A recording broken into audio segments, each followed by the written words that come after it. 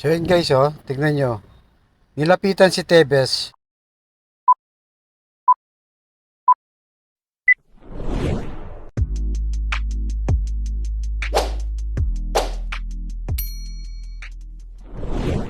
Welcome back sa aking YouTube channel, Jeremy's TV, Manila. Anyway guys, wala nang bayad to, libre lang. Tulong mo na lang din sa kapwa mo. Alright, thank you very much po. So ito na guys, papakita na natin yung actual video na kung saan ay dinampot o inaresto itong si dating Congressman Arnie Tebes. So makikita nyo dito sa video, drone shot to guys, drone shot to. At maayos naman na sumuko itong si Congressman Tebes sa Interpol o yung mga polis ng Timor-Leste. So narito na guys, bibigay ko na sa inyo. Alright, pasok.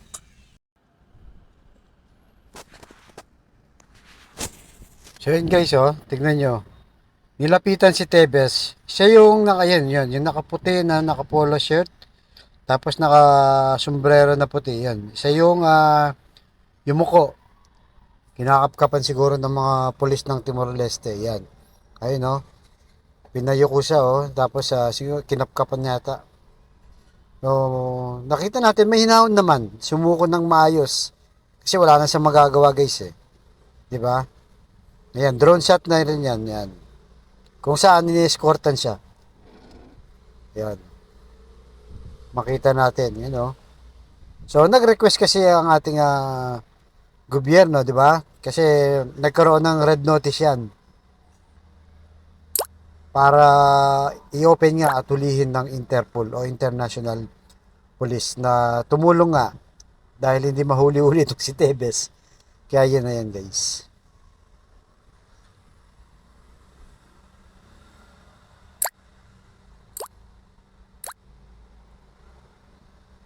So ayan, no, drone shot. Yun, yung naka-block na sasakyan, nandyan siya. Ayan. So paalis na ngayon. Dadalhin na siguro sa baka sa Philippine Embassy yan guys. Para i-turn over pabalik dito sa ating bansa.